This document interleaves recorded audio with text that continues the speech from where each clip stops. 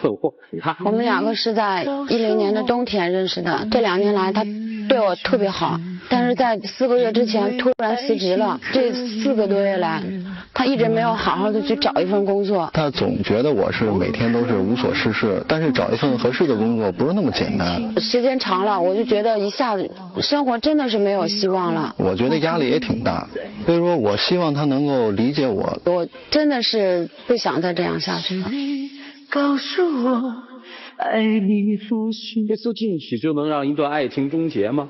这个背后到底藏着怎样的秘密呢？来，掌声请出这对情侣，掌声有请。男主人公小张28岁，来自河北，目前待业；女主人公小唐26岁，来自河北，活动执行。来，有请2位。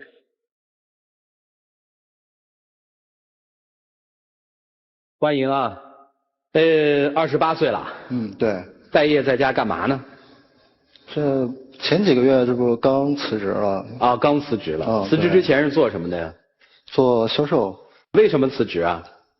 反正关系挺复杂的一些人际关系在里边，在单位里边。那现在在家里干嘛呢？找工作。就因为失业了，所以就不思进取吗？不是，我们两个好了2年多了。在2010年的时候，他为我辞了一份工作，当时我特别感动。这2年来一直他也找不到特别合适的工作，换了2份工作。他为你辞了一份什么工作？他之前是干美发的。对，之前我是做美发的，后来因为他不喜欢我做那个嘛。你为什么不喜欢他做美发？干美发的，天天接触的女孩子都比较多，什么样的人都有。而且当时就是我们俩走到一起，也是因为这个，就是我当时我其实是没有想到他竟然为我放弃了，就是说他干了好几年的工作，这个事儿我一直特别感动。那怎么就不上进了呢？你希望他怎么改变呢？他辞职的时候并没有跟我说，他是为了想改变我们以后的生活。其实我也挺感动的，我就理解到，我说那行，咱就好好找一份工作。但是我才找了，你也说慢慢4个月的时间了，他根本就不是在找工作，天天在上网玩游戏。我觉得我怎么找工作呀，对吧？我在网上我投简历，我找工作，这很正常啊。但是我从来都没有去见你找过工作，也没有见你去面试过，而且我给他打电话他也不接。有一次甚至就是我去找他了，他开的声音特别大，戴着耳机在那打网游。男人谁不玩游戏啊？你觉得现在是你玩游戏的时候吗？我特想问一句，姑娘，就今天来你的目的是什么呀？我想就是通过这个节目，然后让他有所改变，因为他怎么改？我想让他现在就是有一份正经的工作去干，然后好好的就是对我们的以后的人生有一个很好的规划。不是，这一直在找啊，对吧？但是毕竟我28了，不可能说跟小年轻一样随便找份工作，1个月挣1、2千。既然是这样，你不是想创业吗？对啊。你想创业，您知道吗，主任？他就是说想开一个蛋糕店。我说那行，那既然您就是说想要做这个蛋糕店，咱们可以去做，对吧？可以去尝试。但是他只是有这样一个想法，说过了之后根本就不去实行。我得前思后想，想好了再去做呀。我不能说头脑一热有这么一个念头我就去做，对吧？他除了这个念头之外，还有其他的念头？有，过2天还说我要想那个开个饭店。那我说那也行，只要就是说你想干，咱们都可以就是说好好干。那既然要开饭店，肯定得学一些东西，对吧？所以说我们就报了一个培训班，掏了2000块钱给他报了一个学厨师的，结果去了1个星期又不去了。这是为什么呀？因为这胳膊吧，以前做美发吧，可能就是说有一些好吧，颠不了勺了是吧？有肩周炎，确实是。因为之前干过美发，然后这个肩膀疼，那也行，干不下去，那咱找一份工作行吧？但是他又说做一个什么，出来一个新词儿叫什么漫地，我都不知道这是什么东西。他要是去做一个这个东西，到现在我也没有明白他是要。对，你不明白就对了，因为一个东西你问10个人，9个人都知道的话。这已经是一个产业了，已经没什么机会了。那既然是这样，那证明你对这个分析过、考察过，那你去做了吗？我这听来听去，总之现在对他有千般的不满，对不对？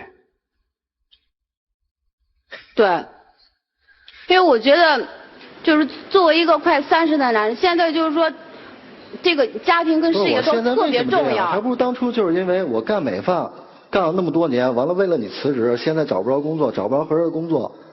是我理解你，所以说这2年来你换工作我都没有过原因。我说咱们可以从头开始，哪怕就是说你1个月少挣点，咱有一份正经的工作去可以。他像这些就是说这些想法没有了以后，您知道吗？他最近就是说这几个月来啊，有时间去图书馆看文学方面的书去，什么余秋雨、什么贾平凹，他看这些书，这些对他的工作有帮助吗？贾平凹那不叫熬。我管你是凹凸啊，但是他对你现在找工作有用吗？你觉得就是说这个东西白天全部用来去看书，你觉得合适吗？我看书有错吗？是。我以前没时间看，我现在有时间看了。行，我问问吧，你现在靠什么生活吧？以前攒的钱呗。他除了去看这些书以外，每天晚上3、4点钟不睡，然后第二天睡到中午12点，然后就拎着这么小的小桶去河边钓鱼，一钓就是1天，然后全部拎回这些这么大的小鱼苗，他去干这些。钓鱼的目的不是说你钓多少、钓多大，对吧？他为了修身养性，是为了让自个儿心静下来。我觉得现在根本就不是你的生活，因为这些修身养性，全部都是老年人的生活。我觉得现在根本不适合咱们。老年人生活，那图书馆里边都是老年人，那河边钓鱼的都是老年人。对，人家都是在有正常生活的前提之下，然后有时间了去陶冶一下情操，好，这个我完全可以理解。我现在来，你这样的日子大概打算过多久？我也问过他，他根本就没有一个卦，就是就这么过一天是一天，然后我享受一天就是一天。你这个休整调整期，大概你给自己设定和规划的是多久？这个想过吗？考虑过。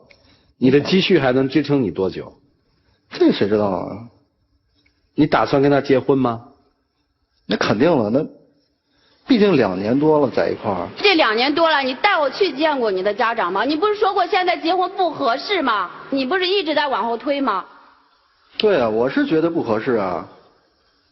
就我辞了理发之后找那破工作，我一说去干那个的，你得了，你就再回去理发不就完了吗你？对啊，这个我说过他，我也是为了激他，我说那行，我不建议去，就是说去干美发，咱还当初可以去干。不愿意让我干的是你，现在又让我回过头来去干。你真是，不是你自己辞的职吗？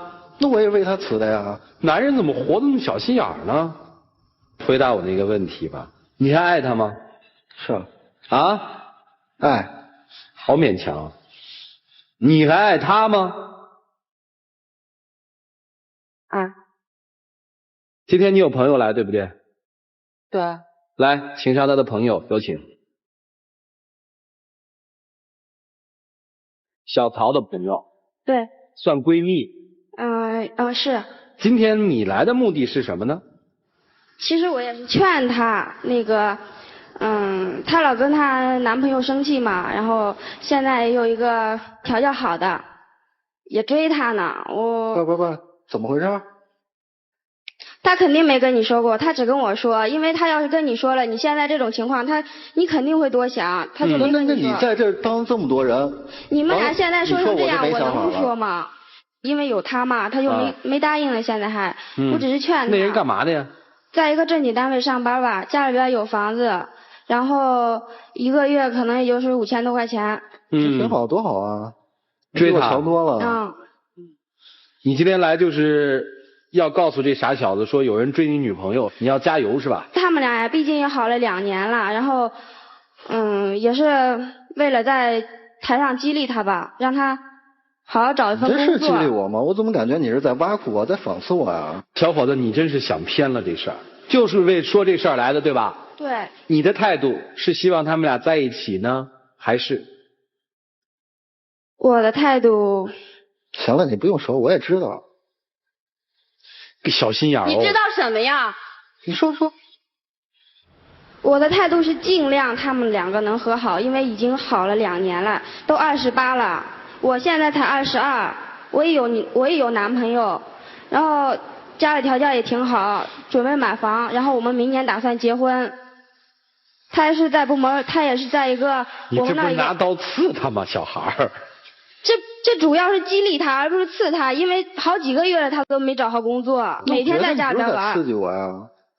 就因为你有个好男朋友，完了就在这儿看我笑话了呗。这人真的是不可理喻，就是不可理喻了又。来，你先是不是把人朋友先请下去休息，然后你们俩再吵？谢谢你啊，来，请回。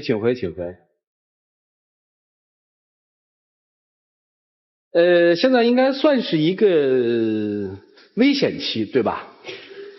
一边是有优秀的人在追你，一边是自己还挺爱的一个男人的不争气。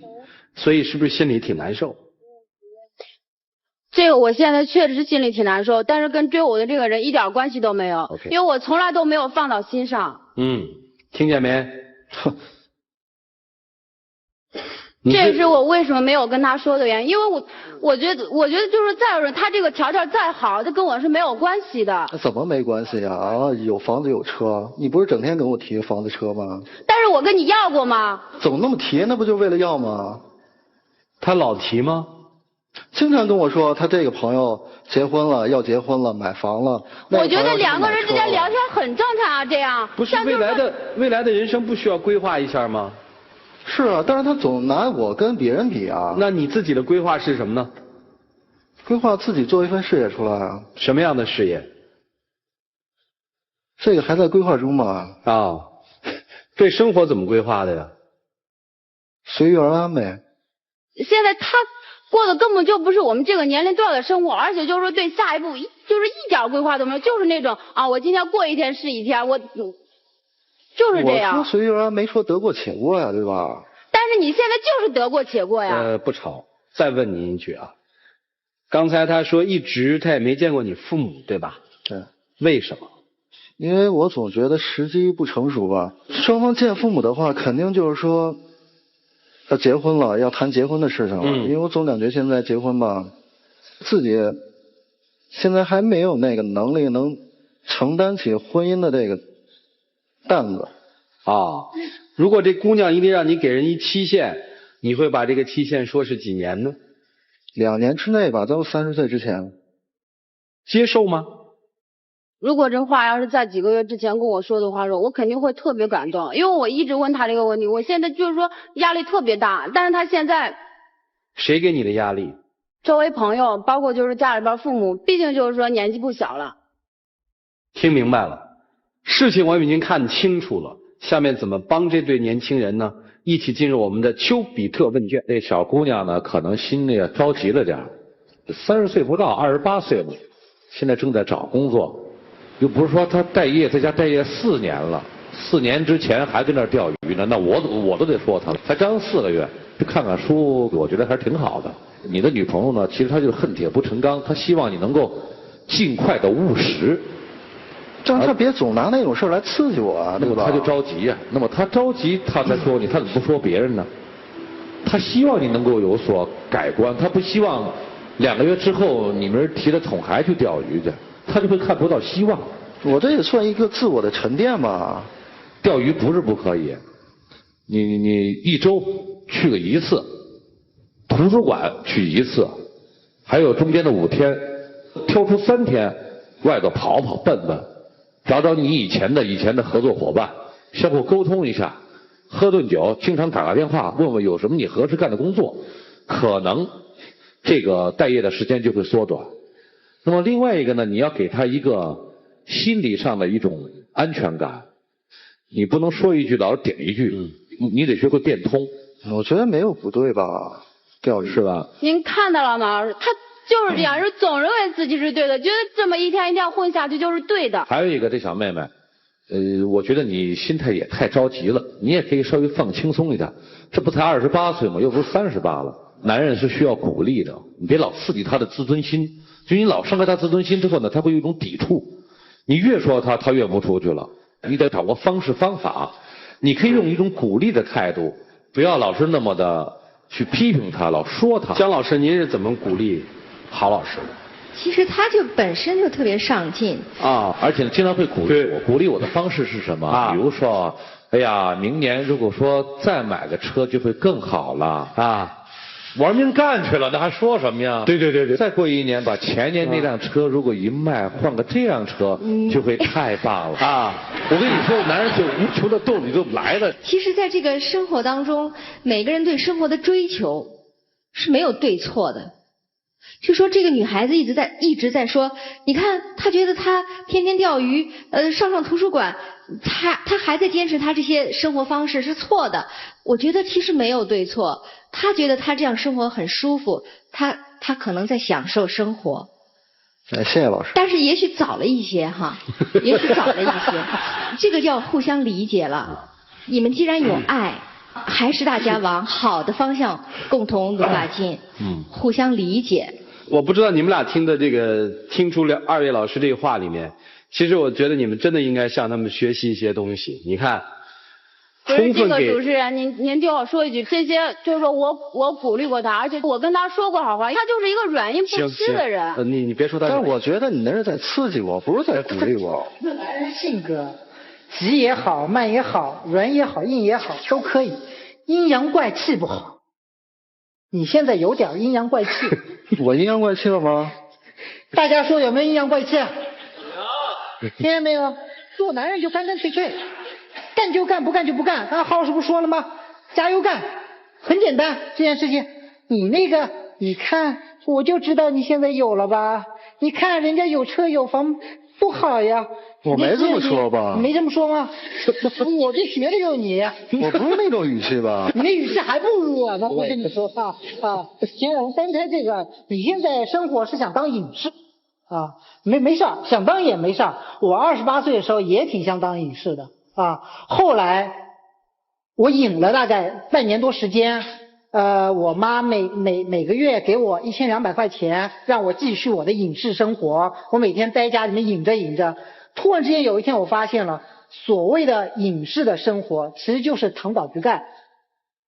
说白了就躺倒不干，而且你躺倒不干还把责任推卸给别人。你不干美发了，你不想干活了，说你以前不让我干的，我现在辞职了，都是你不好，所以我在家我待着。你这是事实吧？是事实吗？你自己心里很清楚吧？这就是事实。你们现在两个人之间最大的问题是什么？欲望。你现在没有欲望。有啊，我想住好房开好车呀，对吧？是啊，然后呢？然后你就继续打游戏、钓鱼。你空想。你现在没有动，就是没有欲望。你女朋友是一个有欲望的人，你一直说她物质啊，说她虚荣啊，我可以告诉你，正常的物质需求，这不是虚荣心。每个成功男人背后都有一个拿着小皮鞭的一个老婆呢。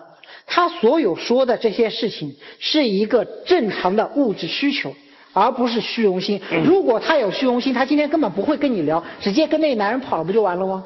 他今天来找你，那还不是对你有感情吗？还不是想跟你一起过日子吗？但我总感觉就是说，我现在没工作了，现在也找不着工作了，我总觉得他就是现在就看不起我。那你会不会觉得这是一种自卑心理？没有啊！你看你就阴阳怪气了。我跟你说，承认自己有自卑心是一个男人非常重要的阶段。只有你承认了自己我现在是不够强大，我有自卑心，我确实不够的时候，你才会想要去战斗。你完全不承认自己自卑，也不承认自己的弱小，你现在就不想去战斗，你知道吗？人生就是一场战斗，你现在不去打仗，什么时候去打？还想什么呀？你天天跟鱼打仗是吧？做人千万不能就地躺倒，人生有很多的挫折。一个男人为什么可以走下去？很简单，因为他有责任感，他需要让一个女人活得更好，让一个女人可以在他身边过得更好。你现在完完全全没有把这个责任感承担起来，而且你做错了一点非常重要，我觉得这一点是你们这整段关系出问题里面最大的。谈恋爱2年没有见父母，这是不正常。所以姑娘，我建议你好好想一想。我记得你刚刚说你要找工作，现在找了工作1个月也就1000多2000块钱是吧？你觉得这个不符合你现在的一个定位标准？对啊。你觉得如果现在你要找一份工作，多少钱的收入你认为符合你现在的一个标准？起码得4、5千吧。我在比你还要大1岁，我快30岁的时候，29岁的时候，我的做心理咨询的工资也就2000块钱，还是税前。我在想，就是如果我们人生每一个定位，我们要给自己设定一个太高的标准，而不去踏实努力去做的话，有可能永远是在空想。就像你说，我也想住大房子，我也想开好车，如果你不去踏踏实实去一步一步努力的话，有可能是在空想。第二个，如果你真的觉得美发是最适合你的工作，从实回来没有任何的问题。如果一个男人连工作都丢掉了，连工作都没有，他是赢得不了女人的芳心的。所以如果你坚定说我就是爱美发这一行，我坚定我能在美发这行做好，你就去义无反顾的去做你的。他唯一担心的就是说你会不会在美发这个行当中工作而结识其他女的客户，你只需要把这个事情给他抚平就好了。就跟您刚才说提到这个美发，因为就是我也说过，我说既然就是说你干这个是就是说干了好多年了，对吧？我还要想说你，我还要想说你。但如果一个男人丢掉自己心爱的工作，他会对自我能力极其的否定，他在其他的行业当中找不到自信心，所以他会自卑。面对这样的男人，你只有2条路可以选择。第一个，完全放手，因为你改变不了他了，所以你只能完全放手。第二个，你只能做默默的陪伴和鼓励，就像刚刚2位老师说的一样，如果你不去鼓励他，而且不停的去讽刺他，他只能越来越自卑。而你恰恰在这个台上所有的表现，你一直在打击他的自信。对，他本身就是一个受不了挫折的人，稍微一点风吹草动，他就会往偏了想。他不能往你的思想上走，因为你是一个执行力很强的人。你看你的工作是做活动执行的，做活动执行的人本身拿到一个项目以后，他马上就去执行，他知道应该1、2、3、4、5怎么做，但他不是，他就是一个很习惯性按自己条理去走的人，他达不到你的要求。所以要不你的执行力就是你去陪伴他，给他一定的鼓励，帮他去找工作或陪他去面试等等。千万不能打击他，男人是越打击越自卑，最后你把他打击的他走掉了，到时候你真的后悔莫及。在一座寺院呢，有一尊用大理石雕塑的佛像，每天都受到很多人的膜拜。而这个佛像旁边的这个石阶呢，看到了以后就非常生气。你是大理石做的，我也是大理石做的，而且我们取自于同一个山体，为什么我每天受到别人的践踏，你却能受到大家的膜拜呢？佛像对石阶说，你经过了简单的4刀就在那儿工作了，而我却经过了千刀万剐，所以才会受到别人的尊重。只有苦难才能告诉我们什么叫惬意。我很想过你那样的生活，钓钓鱼，看看书，很休闲。可事实是周6周日我还在这坐着，因为我有生活。我不光是我一个人生活，我还有妻子，我还有家庭，还有父母。所以没有经过苦难和积极的生活，没有资格谈惬意的生活，没有资格。我也曾经像你那么傲气，鄙视那些所谓的物质和财富，但没有办法，我不过是个凡夫俗子。我一样要吃饭，我要穿衣，我将来还会有孩子，有了孩子他还要读书，我还要有更大的房子，我要让全家人生活的美美满满，安安全全，这是我作为一个男人的责任，我没有的选择。一个男人最关键是要让自己的女人，让自己的家庭过上安稳的日子，之后你再去谈你那惬意的生活。你那种生活，我只有隔了1个月可能没有节目录制的时候，我才有时间自驾游去钓钓鱼。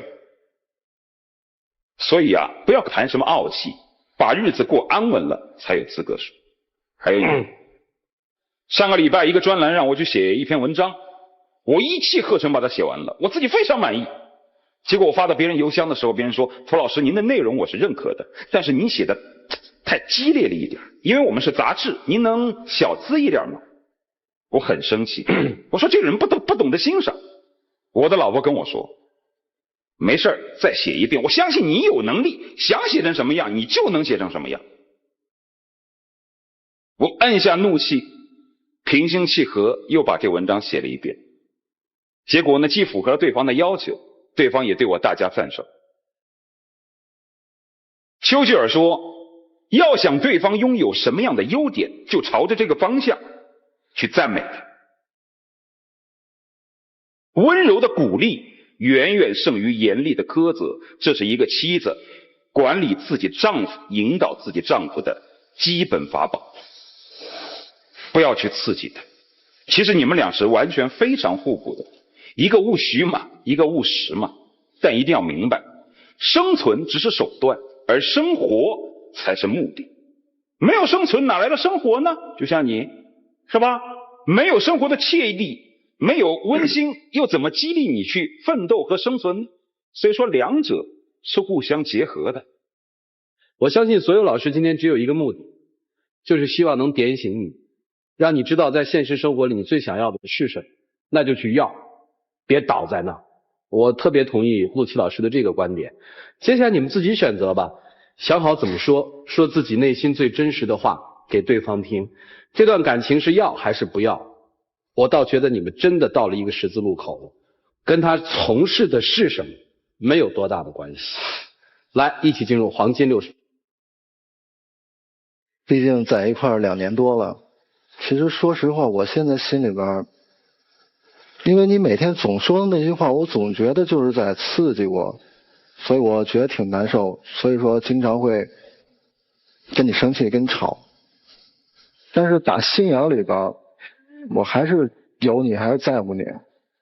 我刚才也说了，2年之内吧，2年，我会跟你说出你等的那句话。你2年之内会跟我说出，但是你会什么时候执行呢？我说过了2年之内嘛。其实我心里边特别难受，我只是想就是说让你更上进一点，但是就包括他说的这个美发一样，是我知道你干这个，但是你现在我跟你说了以后，你居然这个你也不想去干了。好，时间到，两位请回吧。回吧。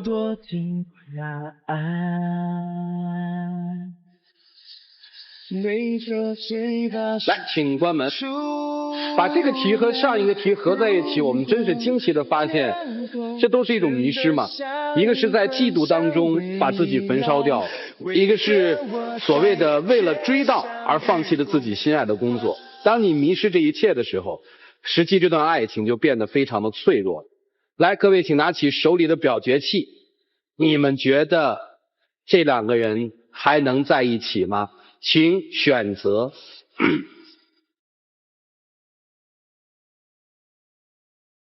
现场有62.5%的观众朋友觉得不太看好他们。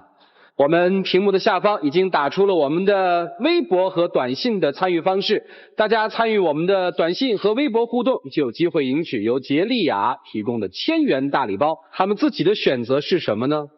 来，一起来数5个数，看看他们自己的选择。5、4、3、2、1，请开门。